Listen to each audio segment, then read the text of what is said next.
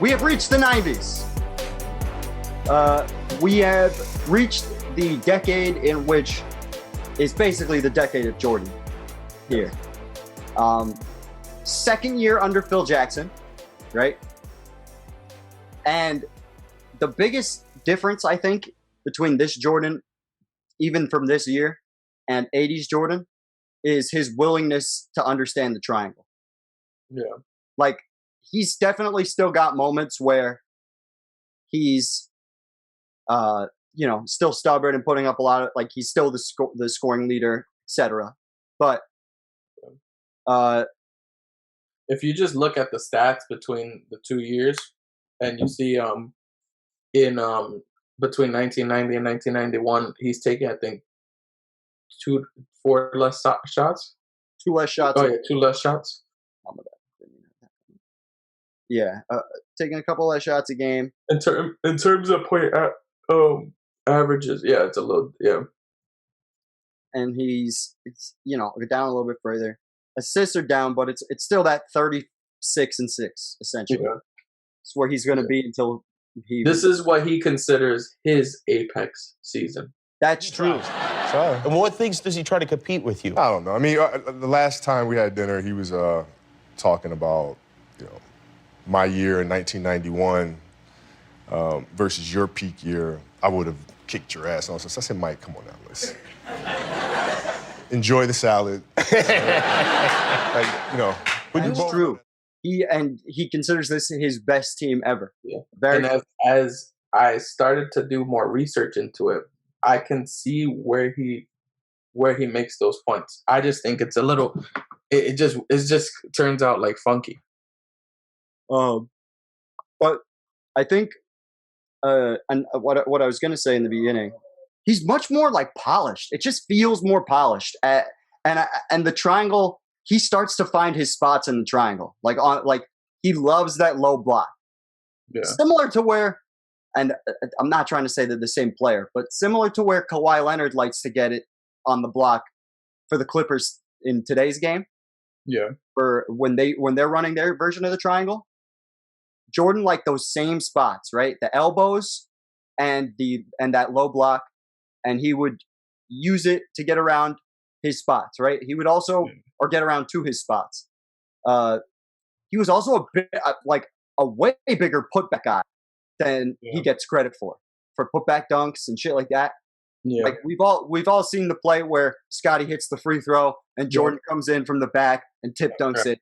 I've seen that before, but I didn't notice how really strong he is at that. And then on the defensive end, he just gets so much more confidence in terms of reading passes and jumping passing lanes. Like he was doing this in the 80s for sure, and he was getting tons of steals and whatnot. But the confidence is different. Yeah. So he gains like 10, 15 pounds this year, right? That's the muscle up. So but the funny part is they started off very like they didn't start off as like dominant. Like I know they won 60 games, but if you look at their first like 40, they had 12 losses at 40, and then in that towards the end of January is when they really started to pick up, and they just went on a crazy like win streak. Yeah, let's pull that up. I'm interested. So. Couple 5-game win streaks. So 11. Yeah, I think it's starting from like that last week of January or something. Yeah, they start they won every game, almost every game. Yeah, you see, they lose. They win one, lose one, win one, lose one, and then from then on it just goes. It's like something clicked, and they went on a streak. And then through the playoffs, they just kind of.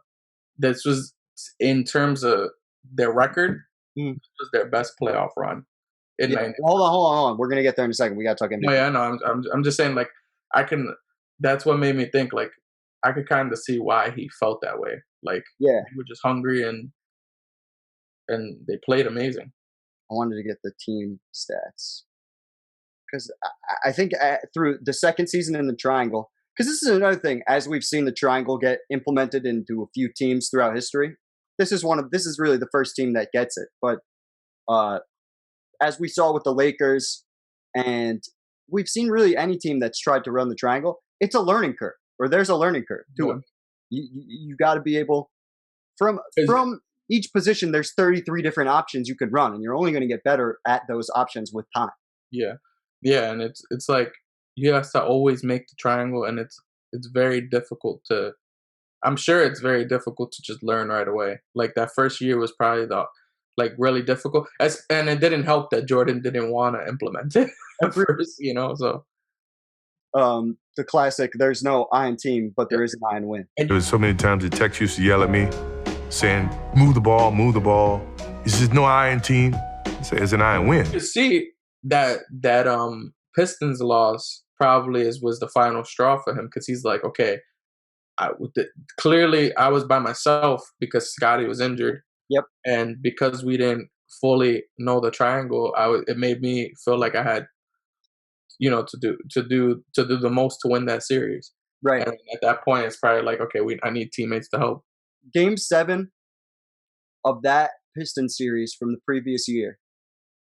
I'm trying to think of a comparison to another guy's career, like where it's like you said, it's just the breaking point. It's the point where Jordan goes, like you said, clearly what I'm doing is only getting me to a certain point. Like, I think his confidence says, like, from his own mentality, I'm sure he looked at it like he said in The Last Dance, we should have gotten over the hump. We looked over the horizon and we fell back down. Yeah. The only guy, I mean, you could look at Kobe in 2008 when he lost against the Celtics. That's a good comparison. That's a good comparison. But I don't know if it was really because of Kobe leveling up the next year. I think it was more so because Powell leveled up. That could be said the same year because Scottie's going to level up again. You know what I mean? Like, he's only going to get bigger, stronger. And I mean, that's really what happened here too. Is Scottie leveling up makes it now okay? Now this is a big 2. Or whatever. And these two are the best. These two are essentially the best wing players in the league, and they both play for the same team. Yeah, like I don't. You have Clyde Drexler still in the lead. I'm just thinking of wing players. Yeah, I don't remember. No, I'm just thinking. I can't remember what I was listening to, but because I've been listening to so much shit about him. But they were saying the only guy that probably even stood a chance of guarding Michael would have probably been Scottie. Yeah, like you have them both on the same team, and it makes it very. Because Scottie, do you think Scottie by himself could have gotten to like Charles Barkley level? No. No? Hell no. Hell no. I definitely don't think so. Because a lot of people, because I remember 25 and 12, savage. Yeah, I remember the last dance. Yeah, people talked about Scottie and said that you could argue he was the second best player in the league. Well, I think they're saying that once he gets to. No, yeah, but that's what I'm saying. If you fill up the other championships at the time, if Scottie didn't have Jordan, do you think he could have been at Charles Barkley's level? Is what because you? Why Charles Barkley specifically? Why do you keep mentioning him? Because I think Charles Barkley at that time is the second, is widely looked at as probably the second best player of that decade. Oh, of the 90s, maybe of the 90s, but I'm thinking of it like right now in this season. I think the 3 best players. No. I'm just saying. Do you think? Do you personally think if Scottie Pippen didn't have Jordan and he was just going through his career, if he could have ended at a level of Charles Barkley? Is what I'm asking. No, I don't think not this season. Obviously, I don't think that he's Charles Barkley this season. I can't even comprehend that. Like, I can't even comprehend that because Scottie is. Charles was. I'm not saying he would play like him. I'm just saying like in that tier. Would he have made it to that level, that top level ceiling of the NBA's elite? Yeah. No, I don't think so. I think he needed the toughness he needed to gain that toughness from Jordan. And this is what they talk. I just wanted to make note. Scottie did not make the All-Star team this year. He was this must have been a snub to some people. Yeah. Him not Payback for the migraine game, definitely. Yeah, right. Probably. Yeah. But what was I gonna say? Shit, I forgot. What was I saying? Oh, so I wanted to see where they ranked for this season. So They're number 1 in offensive rating, number 7 in defensive rating. So they're top 10 in both. Where's the plus? Here we go. So, because I'm pretty sure they're getting to a point now where they're one of the best defensive teams in the league. Yeah.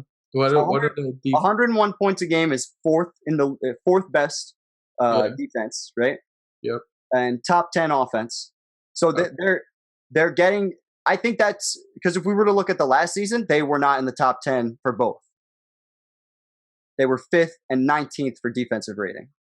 Now, when you come here, they're 1st and 7th. So they're gaining a huge level of improvement on the defensive end.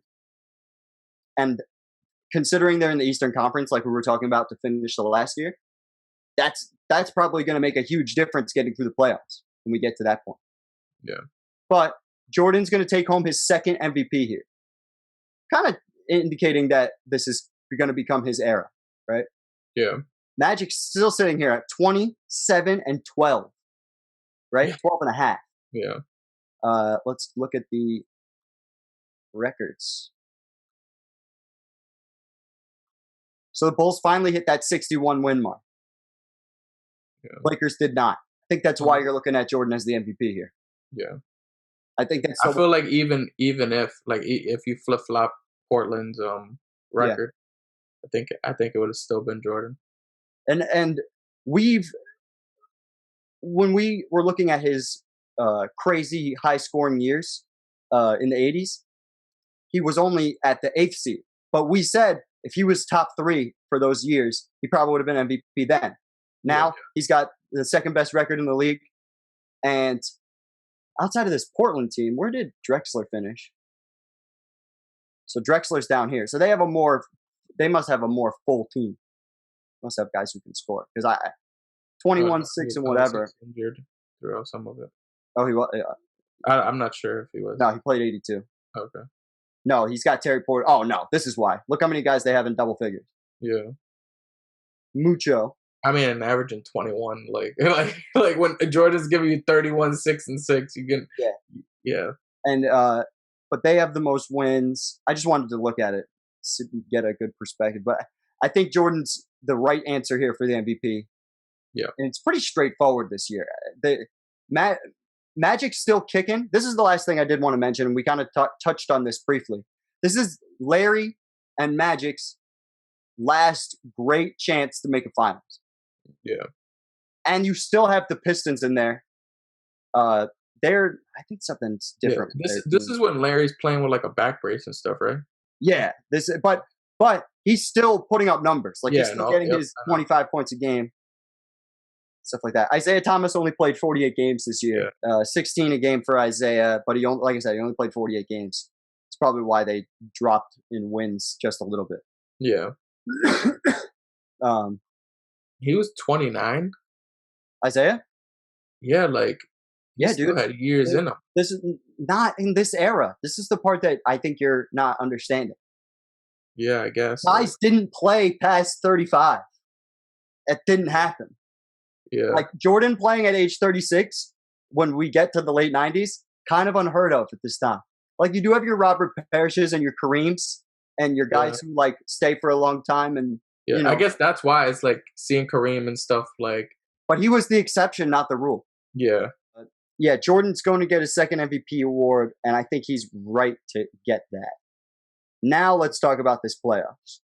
So you were saying earlier, you think the reason why Michael feels like this is his favorite team ever is because of the dominance they showed in this playoffs. Talk to me about that. So they only lose 2 games in the entire playoffs, and I think they were all very close games too. Like, so I can see why he's like, we almost went perfect, and he probably felt like he was at the peak of his powers. And like that team was I felt like defensively and offensively they were just in attack mode like crazy.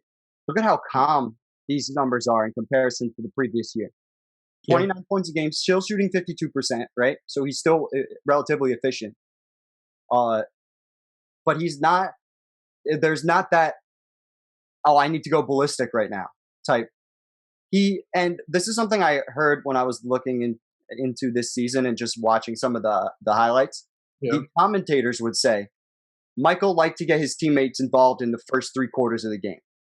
He'd like to get them going and get them loose so that when the fourth quarter came, they were going to play hard and he was still going to be able to go out and win the game. As long as he could have his opportunity to win, he became much more comfortable in that triangle setting. And you can see it with the 6 assists that he's averaging in this series. 2 other players in double figures, right? With Scottie almost hitting that 20-point mark. Yeah. It's a solid big 3 because all these guys are playing 40 minutes. Horace, Scottie, and Michael are playing 40 minutes a game. It's a solid big 3. Yeah. For the era, at least. Yeah, for sure. And I could see why he felt I think that level of dominance, especially in the postseason when everybody's, you're getting everybody at their best and you're just clearly like destroying the competition. Yeah, I could totally see why he feels that way. And I feel like this Jordan could do what the 92 and 93 because they have very crazy those Jordans have very crazy performances. But I feel like this guy could do it, but he was just playing more like it was just at a more calm level. And I think him being able to like follow through and follow Phil Jackson's like methods and coaching makes him feel that way. He feels like they're at their peak, everybody, and if he needed to, he could go ballistic, which he does. I'm sure he does have some crazy games this playoff as well. Oh, I'm sure of it. But look, Michael Jordan's high in the series was 33 points in the third game. So it was literally just, I'm going to, like, much like a superstar athlete of today, I am going to pull back. I'm going to let my guys get involved. You know what I mean? He's got 33 and 7 assists, right? Yeah. I'm going to let Scottie, I'm going to let Horace, I'm going to let John Paxson get off a little bit. And Will Perdue also 16 and 10 off the bench. Yeah. I'm going to let those guys play. But when it comes to winning time, I'm fucking taking over. Yeah. That was his real gimmick at this point. So also, Patrick Ewing shot 40% in the series. It's fucking embarrassing. You're a center. You're one of the best centers of the era. You're shooting 40%. At that point, he's what, top 5 center in the league? He's got to be. He's got to be considered that at least. Yeah. Can we talk about how tiny his head is? It's like smaller than the basketball Patrick Ewing. It's so little on his big shoulders. Have you seen a picture of him, Reese? Have you seen a picture of him? His head is so tiny. It's adorable. I bet hats look awesome on him. Fucking stupid. All right, so they're playing Philly again. Charles versus Michael once again. Yeah. And now we're going to see him get closer to where he was at in the regular season and score a little bit more. Yeah. 33, 8 and 8, basically. 2 steals and a block and a half. Absolutely dominant. Just like he was in the series from last year against Philly. Yeah. Everywhere. And they pretty much got a game because, you give Charles Barkley was good enough to get at least a game. Yeah. Very true. I wanted to see Charles' stats. And you told me that this was the game that they won was close. It was a buzzer beater, right? Yeah, I think so. I think MJ misses like a 3 or something. I mean, not a 3, sorry, a shot at the end. And Charles Barkley, 25, 10, and 5.5 with a steal and a half, shooting 64% for the series. Yeah. Looking forward to doing his legacy breakdown. I don't know a whole lot about Charles Barkley. And that's the nice thing about Charles, because Charles, like a lot of people like to give him shit for not winning a championship, but he does make some deep runs at least, or yeah. And I really would like to, when we do get into his career and dive a little deeper, that's one question I'm going to figure out. It's like, could he have won? And if he could have won, why didn't he win? Yeah. Definitely going to Do you think, like looking into the whole 90s, do you think Charles Barkley was the second best player of that era? Well, I mean, you're going to probably say Hakeem. Yeah, by a mile. Shaq is another one. I think Hakeem's the second best player of this decade. I think Jordan. It's Jordan here at the top of my screen, right? Yeah. Then there's Hakeem. He's like here. Yeah. And everybody else is kind of here for me. Like Yeah, Stockton, Shaq is really that 3-4 year stretch where it's just like that kind of gave him his Hall of Fame career. Is there a little bit of levity to stop, like people who made deep runs in the playoffs, like in the '90s, but never won, just because there was the Jordan roadblock? Like, is there a little bit of leeway in terms of like their legacy afterwards, since they didn't win and it was mostly just because there was Jordan there? I'd say the opposite happens. I think that's why Jordan is considered the GOAT. Mm-hmm. It's because of all these people that don't have championships because of him. Yeah. Like that, to have that dominance and literally have all these great players that we look at and we acknowledge to be great players and say, really, they could have been greater if it wasn't for this dude. I think that's what makes it Jordan's legend so insane. Like, to think, like, a lot of people say Hakeem only won his 2 championships because Jordan was really out of the picture for that time. Yeah. Well, we may disagree, but it's a case to be made, though. Like, because you saw the Bulls at the peak and no one was fucking with them. They lost that one game by 2 points. By 2 points. That's what I was trying to bring up. I think the only games they lost it by a margin of 2 points. Yeah, that was the. So I'm gonna try to find the highlights of Jordan missing the buzzer beater here. So if I can find them, they'll be on your screen. Yep. But pretty dominant wins too, like 12 points, over 10 points here, 15-point win. Yeah, 5 a little closer, but for the most part, it's a pretty easy series for them. Yeah, and the whole thing with dominant wins, like a lot of people be like, "Oh, that's just a 10-point game." When you really think about it, in the '90s, a 10-point game is a 5-possession game. Yeah, because they're not taking that much threes like that. Yeah, so it's like 10 points now would be, nothing. I noticed that a lot more when I was watching these games because I noticed the sense of urgency was different. Yeah. Because of how they looked at scoring. Yeah. And where the ball was going to get scored from. Yeah. Now, this must have been some sweet fucking revenge. Yeah. Oh yeah, it was. This must have been. So MJ, again, I wonder how many. I gotta see how many assists he averaged. 7 assists a game in this series, right? 30 and 7 assists. He shot finally 53% from 54% from the field. Yeah. But he's finally able to get Scottie more involved in the offense versus the Pistons, which is really going against all of the Pistons' strategy. Yeah. Where if I've said it the past few seasons, if Michael is not going to beat you, the Bulls cannot win. And that's changing now. This was the big moment where people thought, wow, maybe the Bulls do have an opportunity, right? Yeah. I wanted to look at some of these. And this is also the famous walk-off series.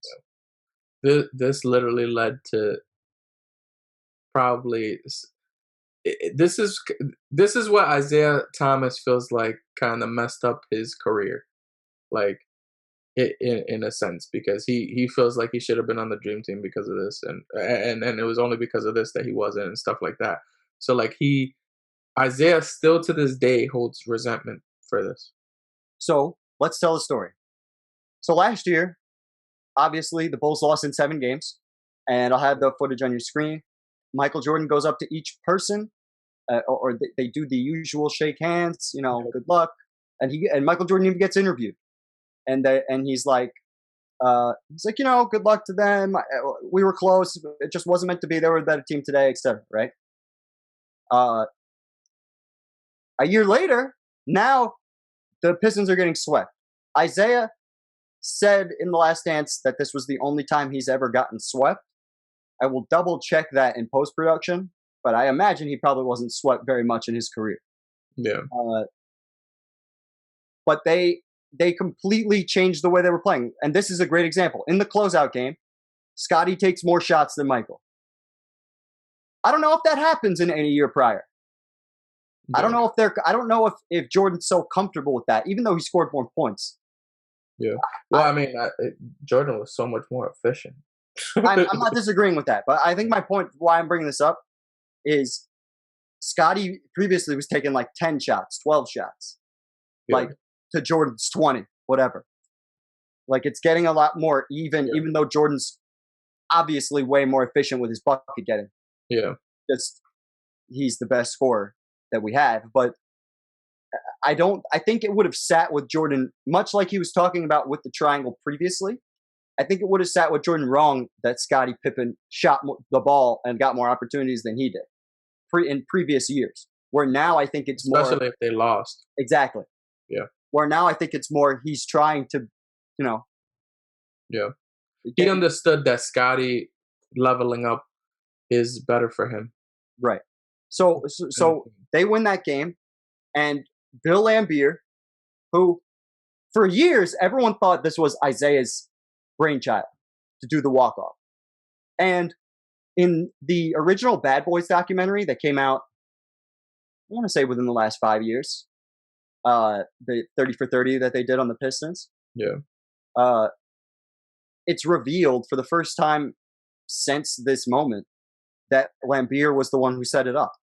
And in my head, of course it was fucking Bill Laimbeer. That guy's an asshole. Of course it was him. He's the only guy that would have had the balls to say, fuck these guys, we're just leaving them. We're just leaving them. Fuck that. They don't deserve my respect. Bill Laimbeer was a bully, piece of shit person. But the whole thing is like, as the leader though, you don't you get the final say. But this is where I think that's a little. While Isaiah was obviously the leader from a media perspective, I think Bill Laimbeer was a big voice in that locker room, and a way bigger voice than people give him credit for, especially in history. Like he was a lot of people say Isaiah Thomas was the ringleader for like, oh, if you gotta hit him. Fuck that. It was Bill Laimbeer all the way. Bill Laimbeer is the first person to tell you that too. Bill Laimbeer would especially in that Bad Boys documentary, he would talk about when you came into our program, there was a certain way you behaved. And if you didn't behave that way, you were checked accordingly. And that dude is serious as a fucking heart attack. Yeah. And the only thing that, because you got to know the backlash you're gonna get. It's gonna be all on Isaiah. Huh? I don't think he thought about it.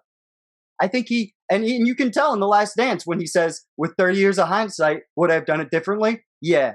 And that's the famous Michael going in the fucking documentary. Yeah. And he's right. With years of hindsight, we could say that. But in the moment, I don't think he felt any kind of way about it. Yeah. I really don't. And I think that's why players now, they don't do shit like that. Just of experience through seeing what happened to a lot of these other superstars for acting in that manner. I don't know. It's just a professionalism thing. Like, you could understand, all right, it was rugged and stuff on the court. Yeah. But at the end of the day, you shake hands and you give the guy, I feel that way too. I feel like you should always let the person who beat you know that they beat you and good shit. So I'm gonna give you 2 quotes from Michael Jordan about that particular thing, and I want you to tell me which side of it you think he's leaning towards more. So there's one side of it where he's basically like, you get your ass beat, you can walk off the floor however the fuck you want. Yeah. Right? But then there's the other side of it where he's talking about, all you got to do is look at the previous year. I shook everybody's hand, whatever.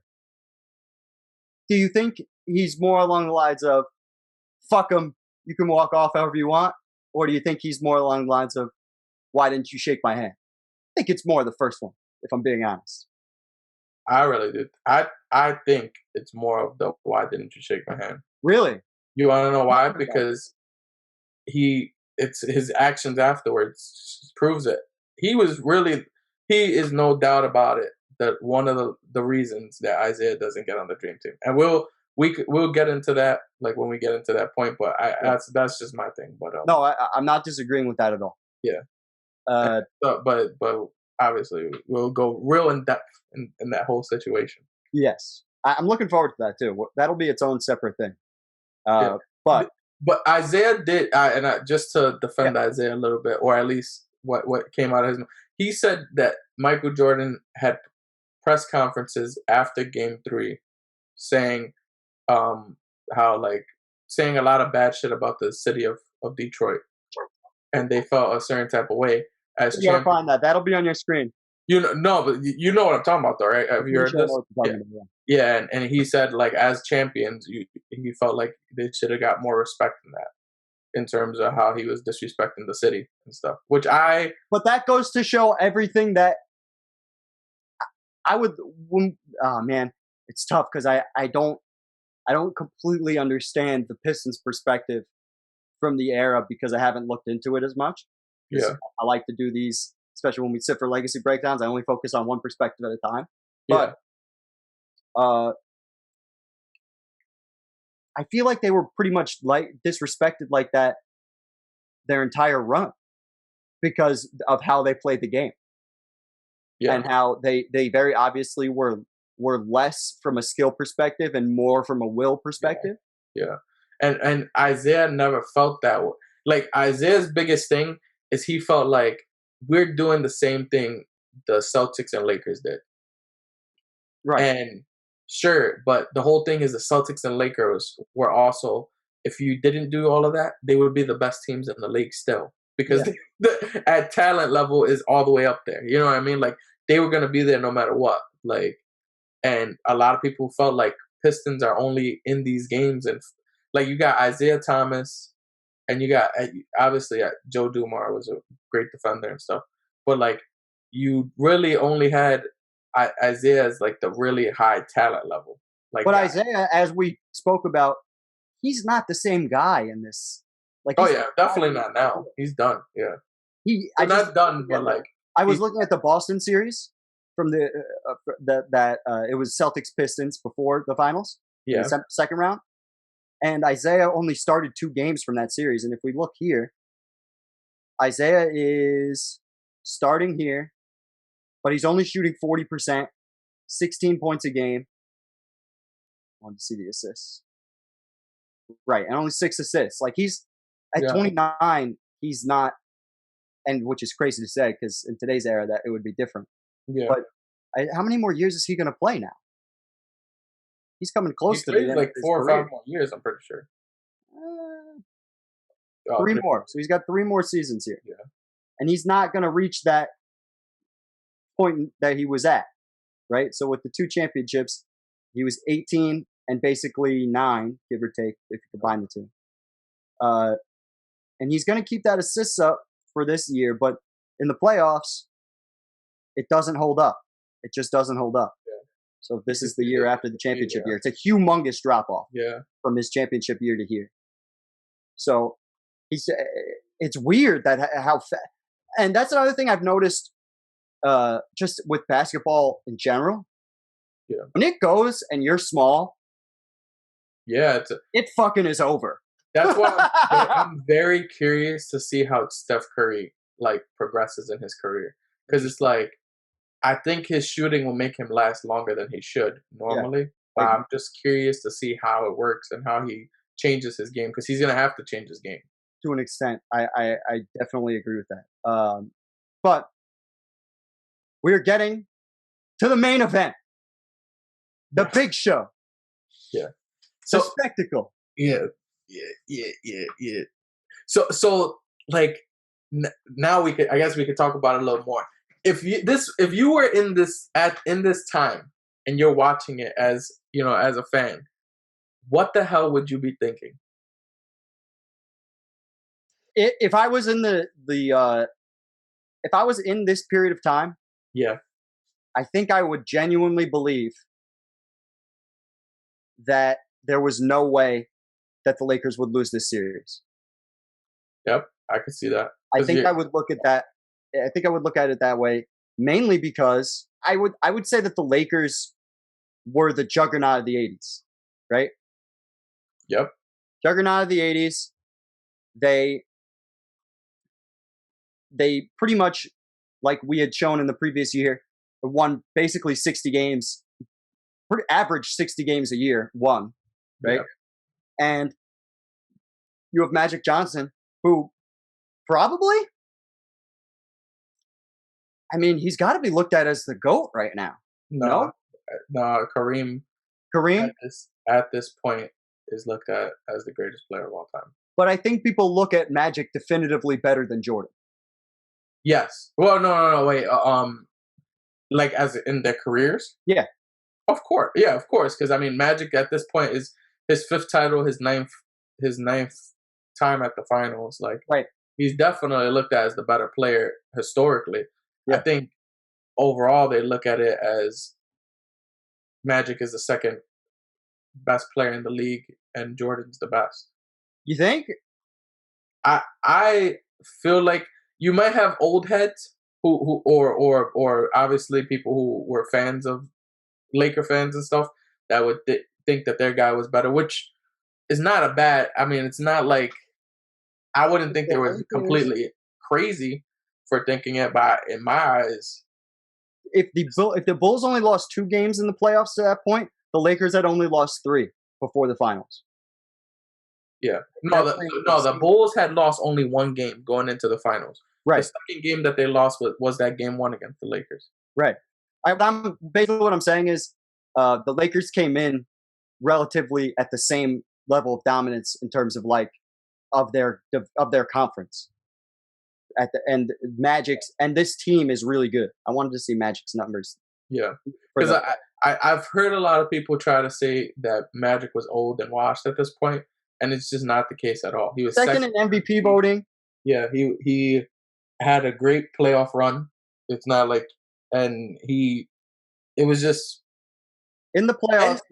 He's giving the Lakers, drum roll, 12 assists, 22 and 12 basically. With 8 rebounds. 22 and 12. It's really like 22 and 13, to be honest. Like, that's insane. Like, that's not a lot of people besides Magic Johnson has had that stat line. And not only that, he's murdering on the block. He's murdering. Catches the ball, spin moves to both shoulders, right? Yeah. Fucking easy layups. So fast. And when he doesn't this is the coolest part about Magic. And especially when I was watching a lot of the highlights. When it came to Magic versus Jordan, and especially in the beginning of this series, Magic's just fucking him up. Yeah, Magic was eating Jordan up. Just fucking him up in game 1. Yeah. And just putting him on the block and punishing Jordan for being the smaller guy. Yeah. We can get to. So Michael had 36, right? And the Lakers did win by only 2 points. I was listening to Bill Simmons, and he said that after game 1, and Bulls win game 2, going into game 3, he actually bet on the Lakers to win in game 3. Going back to LA. Going back to LA because they have the higher record. So there were guys at that time who thought Magic got this. Like, you know what I mean? Like, it's not like. So it's just, to me, it's just after, knowing what happened, knowing the outcome makes you look at it and then just try to give a reason for why Jordan won. When in reality, at that time, people were not thinking that. People were thinking Magic Johnson is going to win his 6th championship, and that would probably have solidified him as GOAT. We've talked about this before. Yeah. Probably. It would have made it hard to justify Jordan as the GOAT. Yeah, because the biggest thing with Jordan is he never lost in the finals. Yeah. 6 tries, 6 championships. Yeah. And if he would have had that one blemish where, even if it's not because he sucked, he could have still been great in the finals, but then it would have been like the rest of his career. He did great, but, he still ended up losing. But let's also make this clear.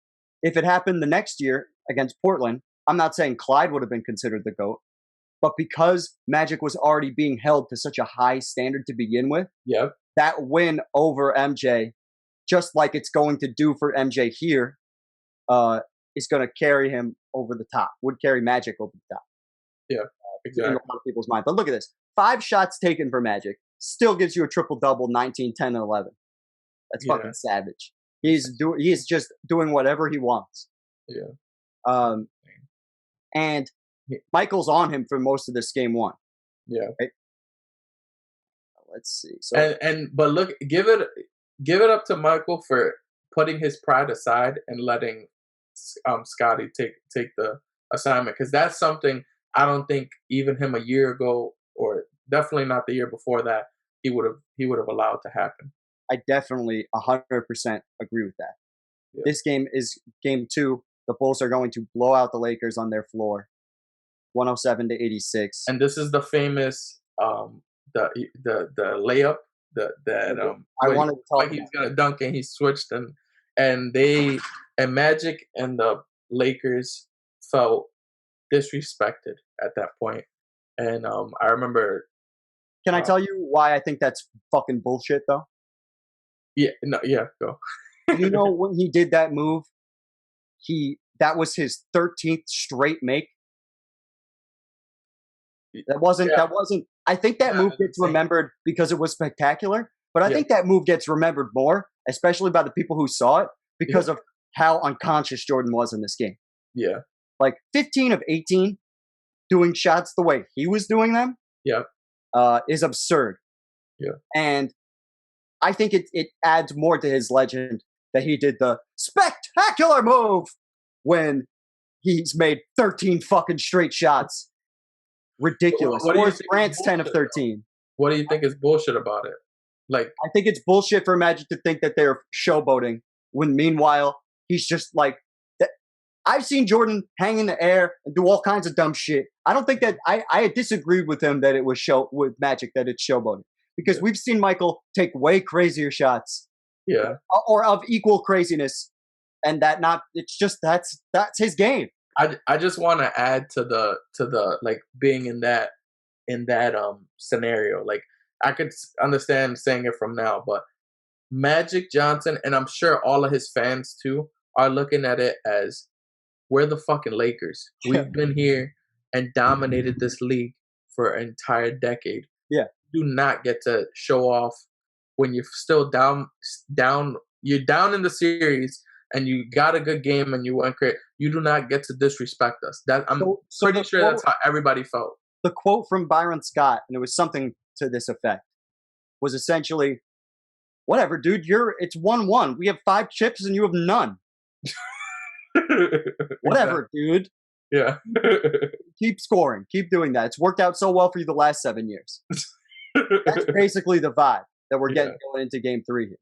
Yeah. And in game 3, Bulls come right into LA. 104-96. Jordan, 29 points on 28 shots. A little less efficient, but I wanted to look at Magic's numbers. Go ahead. Yeah. I just wanted to, because I know we've done this before, and it's not to promote anybody else, but Bill Simmons thinks that this is Jordan's biggest game to date at this point in his career. Yeah. And do you agree with that? So to add context to it, going into the fourth quarter, Bulls are down. Jordan goes and hits a pull-up jump shot to bring them to overtime. Yeah, big shot. 3.4 seconds to go. Yeah, and it's just like a freaking. It's definitely a clutch shot. These are the clutch shots that people don't talk about because it's not the end of the. He didn't end the game with it. You know what I mean? Like, you know what this reminds me of a little bit though? You're gonna call me an asshole, but you know what this reminds me of? Yeah. In terms of like, I'm looking at it. This looks exactly the same as that. This kind of fucking reminds me of the LeBronto shot, where he's on the other side and running down the court and hitting the bank shot on the other side. It kind of reminds me of that in terms of like how it was constructed. He runs down, gets to his spot, and hits it. Like, obviously a little bit. It's almost eerily similar to Kobe's Phoenix shot. That too, but that Phoenix shot was taken off the tip off, right? Huh? Yeah, it was a tip off. It was like a little bit. It's very close, and they shoot it at almost the same exact spot. Yeah, and it didn't, obviously the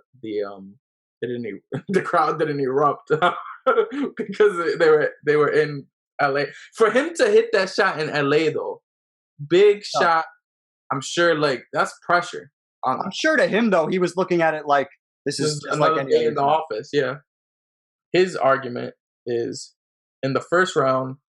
Like a lot of people think that his breakout moment is either the 40, which we thought we agree that the breakout point is him against the Celtics. Yeah. But in terms of like when he gets seen by people. Well, his breakout, like what made him. His on the map moment is him against the Celtics. Yeah, exactly. So he thinks that his breakout moment is in the finals when he hits that shot to bring him to overtime, and then get that core victory in Game 3, which I could understand in terms of his career to that point. That was definitely his biggest shot hit because of the magnitude of the stage. Sure. So I understand where Bill Simmons is coming from there. That I can agree with. You know what I mean? Like it's definitely hard because it's like, bro, you knew this dude was the shit by like the shot like added to it. Obviously, I think the 63 against Boston is obviously insane. Just because it's a record that still to this day, 35 years later, has not been broken. So it's like I could see where everybody's coming from in that thing. I'm just curious to know. I still think in terms of on the map, it would be that. But I think what Bill Simmons means by that jump shot, I think that was the difference between people looking at him like, okay, you're just a selfish scorer, to, oh, you're trying to really be a champion. Like, it's like because I feel like people knew he was clutch. So he's only got 2 points in the fourth quarter right now, as we just saw that little graphic. Yeah, he was having like a pretty mediocre game. So 11 first quarter, 4 in the second, 4 in the third, and then 2 in the fourth for 21 total points. Yeah. He's going to finish with 29. So he's going to score. He's going to get those couple of buckets here. But they get a huge win in Game 3, and they're not going to let the Lakers win another game in this series. Yeah, and Scottie fouls out in that game. Yes, he does. 6 fouls. He doesn't play in the overtime. So how many points? We don't. It doesn't show how many. It doesn't show exactly how many he got. Yeah, in overtime. I'm pretty sure he had at least. But I mean, we could have done the math from that graphic we saw earlier. Yeah. Right. So he hit the big shot, so it was at least 4 to 6 points he scored in overtime, which would have been a third or half of the team's total points in overtime. Right. He plays 52 minutes, which is insane. Yeah. Magic with 50 minutes, right? And I think Magic probably was, let's see, he got to the free throw line 9 times. Probably a reason why Scottie Pippen was in foul trouble, too. Yeah. But he's still, if you can limit Magic's game to an extent, he shot 46% here, right? Mm-hmm. He still got his 22 and 10. But if you slow him down a little bit, it does make the difference in the game, and we could see that. Yeah. So let's. Scottie pretty much matched them in terms of, I wanted to see, and then productivity. They're gonna blow them out here in Game 4. Yeah. In LA. Similar kind of deal, right? Everybody scores double figures who starts for the Bulls here. Yeah, and that's something you see. Like Jordan had to score 30 to 35 every game for them to have a chance before, and now he gave you his 28, but everybody around them also did well, and he had 13 assists. 13 assists. Yeah, this is a different guy. This reminds me of a guy who played with Dean Smith, right? Yep. Understands the value of a team, and the Olympic Michael Jordan. Yeah. Who was starting his career like this, similar, getting his teammates involved, playing a little bit less aggressive from a shot volume perspective. Yeah. But what was I going to say? This is not the Paxson game. The next game is the Paxson game, correct? So, Game 5. Just want to make sure I'm right about that. Yeah, he had 20. So, Game 5, Michael Jordan's going to get 10 assists again, 30 and 10 assists, right? Yeah. Pippen's going to finish with 32. So they're both completely overpowering, right? But let's see if I can Pippen get and Jordan almost shooting the same amount of shots. Yeah. Wait, same amount of shots as what? As each other. Uh-huh. Like they said, Jordan shot 23 shots, Pippen had 22. Yeah. So again, they're so just because I know you have a theme going forward, and I already could tell through last year's breakdown. So I wanna add to this because Russell's gonna sweep it under his rug because he does, he wants to create his narrative. So Scottie Pippen, 32, what was it? 32, 13, and 8 or something like that? 30, a double-double. In a big game, literally the closeout game of the series, he said he stepped up and they beat the Lakers because of it. So just to add to his... I remember when I was watching The Last Dance here, everybody talked about how Scottie was great. I think all they said was he guarded Magic, and that was it. They talked more about John Paxson in this series than Scottie Pippen. Isn't that fucking sad? Yeah. It's true, though, because what I was about to talk about and why I pulled up Game 5 was this is the moment that everyone realizes that Jordan is a changed man, per se. So he's getting doubled in this game, right? We're in the middle of the game now, so he's getting the regular single coverage on the block, but he's going to start to get doubled. And Phil Jackson goes ballistic at him. Because you can tell in this third quarter, he's starting to get off a little bit. Yeah. But Phil, see, here's the double team starting to come. And you don't see the triangle anymore. No. The triangle is not in sight. And Michael and Phil Jackson just yells at Michael like, who the fuck is open? Right? And Jordan goes, Paxson. And he goes, and Phil Jackson goes, then get him the fucking ball. Yeah. Right? And that's where Michael's going to get 4 quick, easy assists to John Paxson. That's going to ice this fourth quarter and ice the game. There's one of them. Yep. Dash and kick. And do you know why I think this was brought up in The Last Dance and why there was a point to this? I genuinely believe that Michael Jordan brought this up to say, LeBron James, your style of play is fucking easy. I can drive and kick whenever I want, but it's way more challenging to do that. I really believe that's why I was in The Last Dance. A lot of people feel like Jordan didn't want to do the Last Dance documentary until LeBron won that championship in Cleveland. That's been documented. Apparently, they got the call about it right after he won his Golden State championship, the 2016 one. Exactly. And I think, I genuinely believe, because you remember when Michael was like, oh, okay, I get it. Drive and then just pass it, right? Yeah. Paxson is open. Get him the ball. And I started looking for Paxson. Everybody, in the world's expecting Jordan to force something through a double team. He doesn't do it. He draws and dishes. Paxson open again. Once Pax hits that first shot, it's, oh, okay, fine. Let me do this again. Penetrate, find Pax. And he just kept hitting him, kept hitting him, kept hitting him. I genuinely believe that was intentionally a part in the documentary because Michael looks at it like what LeBron's doing, and you guys all think LeBron's great for. I could do that shit in my sleep, but I chose to do it the hard way. You know what I mean? That kind of mentality, that kind of vibe to it. I really believe that. The only reason I feel like, so my whole thing is, if he really is doing that, it hinders him more than it bigs him up in my mind, because it took a coach to show you that, right? Rather than LeBron James just playing like that. Great point. So that's why I don't feel like I feel like Jordan would never want to make himself seem like that. I don't, in my mind. Oh, I do. You don't think Michael Jordan would put down somebody else to make himself look better? I do, but I don't think he would. I think what's getting lost in translation is that it's not that LeBron's style of play isn't good or whatever. It's more so that Jordan's like, look, yeah, you win, but you need others to win, and here I am, and I can use others to win, but most of the time I win because of me.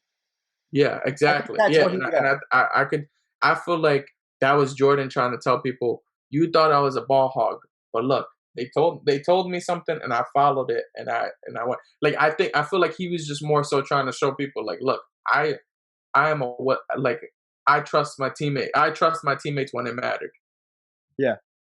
That's the narrative I think he was just trying to come across as. And it could very well be your case. Dude, I just wanted to bring it up. I'm glad you disagree. I just wanted to bring it up because I every time I see that clip in The Last Dance where he goes, oh, okay. And he kind of makes it sound like dumb easy. I think he's doing that for a reason. I really do. And I think it's a LeBron related reason. Okay. Because that's LeBron's game. It's what he does. But I don't know, man. Like, I could be wrong. I'm fine if I'm wrong, but I that's the vibe I got. Yeah, because that's more of a James Harden thing. I would consider. Oh, get out of here! You're telling me that LeBron didn't win his championships in Miami, learning to do that, drive and kick to 3-point shooters? Come on, that's how. Of course, it helped him. But I'm talking about like that. No one. That's not why LeBron is looked at as like a great passer. LeBron is looked at as a great passer because he's had like. That's his game. His game is drive and kick, and he's one of the best ever to do it. But that's his game. And that's how, for example, the Miami Heat. That's how they were structured. Wade and LeBron are entering the paint and creating driving lanes, or what do you call it, drives and whatnot. Yeah. And the rest of the guys stand on the outside. As we've been talking about with Michael Jordan, a lot of times he didn't have that luxury because there was no fucking space. Yeah. But now as we're getting a little bit further and there's a little bit more of those specialists like you were talking about, yeah, now we can do that. And I think that's where he's coming from. I pause it here to bring up one last thing, and then you can say your thing. Michael, the mania is real. We're in it. This is my point. Yeah. I think there are two sides to this story in 91. I think there's the side of the story where people think this is Magic's last year to get this championship. Magic's the greatest player in the league right now. Magic's better than Jordan. I think there's that side. And then I think there's the Michael for president, greatest scorer since Wilt Chamberlain, easily the best player in the league, but is never on the best team. Finally, our guy is you know what I mean? I think that's the two sides to the coin. Do you think, because just thinking about how I felt about Kobe in 2011, I don't know if people thought this is Magic's last time to get a championship. Interesting. I feel like, you know what I mean? Like, and plus, Magic didn't even think that. Hell no, I don't think he did. You know, the HIV thing happens, and then like that kind of sidelines him, which is what actually leads to what I wanted to ask you. Do you think if Magic doesn't get HIV, that it changes Jordan's legacy? Like, because you could argue that Magic could have pushed the Lakers to more finals. After, sure. Like, you know what I mean? Because he was still it smacked him right in his, like, he seemed like a kind of player that was gonna play it to his at least middle 30s, like based off of how especially considering his game is post up, as he gained weight a little bit, because we saw him come back in 95, 96 as like a fatter guy. Yeah. So even if worst case scenario, I don't think he would have gotten in that bad of shape had he kept playing. But if he would have gained weight with his age, because that seems to happen to guys, I think it would have helped his game and been fine because of the style that he was already playing. So I think that's a good point. And I think that Michael Jordan, NBA playoffs MVP, that doesn't exist, NBC. I think you should change your fucking graphic. But Jordan's going to win the finals MVP here. And this starts the run of dominance through the 1990s. Yeah. And in terms of your Magic question, I'm really thinking about that now. As I was making that statement, I'm processing it. I'm just like, because the Magic goes. I think he would have gotten there in 92 or 93. I think he might have gotten there in one of those next 2 years. That Suns team was pretty good, but I agree with you. But he definitely in '92 I could totally see Magic going to the finals again, and I don't know, depending on the weapons and shit, like because the Lakers, they don't really get too bad like until like the later. I feel like I feel like they go on a little drought because obviously Magic left, which alters things, but. I think in 90... Lakers were 43-39 in that next year. Yeah. So you have to think that they didn't have Magic at all. A couple games, 10 games. Like we've seen that for Magic. Oh, for sure. They're a 55-win team with Magic. Yeah, exactly. And then there was the season Magic does come back, which is too late or whatever. Yeah. because he comes back with 30 games to go. Right. They won like 57 games or something like that. So the Lakers aren't too horrible. Like it would have been more interesting that way, I feel like. Oh, I mean, nah. You I don't don't think know about so? that. I don't know about that. The Clyde series is really interesting. Yeah. And we're going to have a lot of shit to talk about when we get to that point. I think the Clyde stuff is incredibly interesting. And yeah, there's a lot of stories to that for sure. there's a lot of emasculation that occurs. Yeah. And I look forward. I'm looking forward to talking about that next year. Yeah. This next season. You guys are fucked in the head. This is the most. I think this is the most focused that Bulls team is. So like, in terms of all 6 of his championships, I think this might be the most focused. I think that's the biggest reason that he thinks this is his best team, because I think Michael Jordan himself would agree with you on that. Yeah, and I think Phil, like, watching it, you have to give Phil Jackson credit. Like, he definitely was a core part and reason. Like, I know people like Russell Broderick doesn't think Phil Jackson is as great of a coach as a lot of people do, because a lot of people feel like Phil Jackson is the greatest coach of all time. Yeah, between him and I don't know about that. They did. I mean, 11 chips. I don't know. It's hard. It's hard to say who the greatest coach of all time is when they never stepped foot on the floor, and everybody who's in this conversation has a top 5 NBA player with them. Yeah. Like a top, like who's on the list? Pat Riley. He had Magic Johnson, right? Yep. Red Auerbach. He had Bill Russell, and John Havlicek, and that whole Celtics run, right? Yep. Fucking Popovich. He had Duncan, Ginobili, Parker. Yep. Every coach has a top 10 NBA player of all time. So it makes it so hard to figure out. It's from that point, it's about preference. Like, look at Steve Kerr, for example, who would be the best coach or considered the best coach of this era. At Steph, like, you can only get away with what you can get away with because of your personnel. And that's how I feel about Phil Jackson. And that's why it's hard to determine who the greatest coach of all time truly is. Like, for me, because at the end of the day, a great coach is supposed to make the players even greater. Yeah. But there's no real metric to judge that, in my opinion. The only thing that makes me feel confident about Phil for sure, and obviously Greg, is you literally saw a huge difference from the Bulls of 89 to 90. Facts. It is like you saw the jump. But is that the system or is that the coach? I think it's the system, personally. The system? Yeah. Yeah, but he's operating the system. Right, but they could have hired Tex Winter as that coach.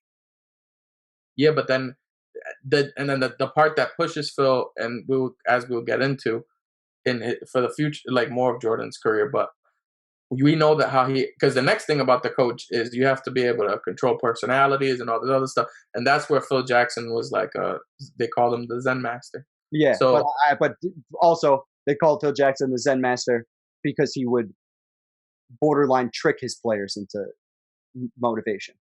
That's what I think of when I think of the Zen master. I think of a guy much like Jordan who would trick himself into being motivated. Yeah. And I think that's why Phil worked for Michael as a coach, because if Michael couldn't find any motivation, Phil would help him out, no problem. Yeah. But I don't know whether I think that is better than Greg Popovich's method of just being brutally honest with people and that military style thing. Yeah. And I think I like the Spurs flow offense a little better than the triangle. But that's what I mean. It's all down to preference, and it's so much harder. Yeah. And it's also personnel too, because like Greg, obviously, like Greg Pop, it's just the way like Greg would talk to Tim. Tim Duncan would respond to that better than maybe if Phil Jackson's lying to him. You know what I mean? Like stuff like that. Right. And also, it's 100% a preference thing, because like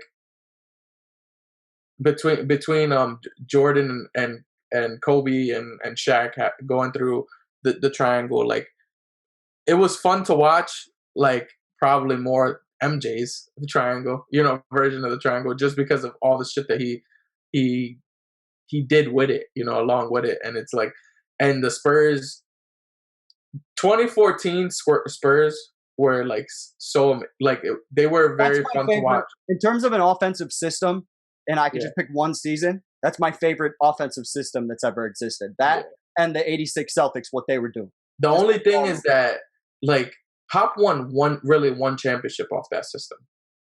Like he did they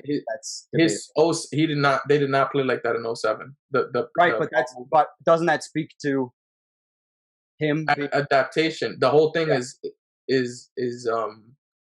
you can say Phil Jackson's system has lasted at least 20 years. Yeah, but you could also say that system had zero adaptation. Absolutely none. Like, because when there was a zone that came, when the zone defense was allowed, triangle was nullified to an extent. Especially before this time of play, when shooting really is the emphasis. Wait, it's hard to say adaptation when it lasted from the 90s to the 2010. It didn't change. Yeah, It didn't change. There's no wiggle room. Like, you have the triangle, and it's the triangle, and it's gonna work. And that's it. The adaptation of the triangle is just pushing it out further. Oh, I disagree. That's not what I'm. It's not just pushing it out. It's also you couldn't.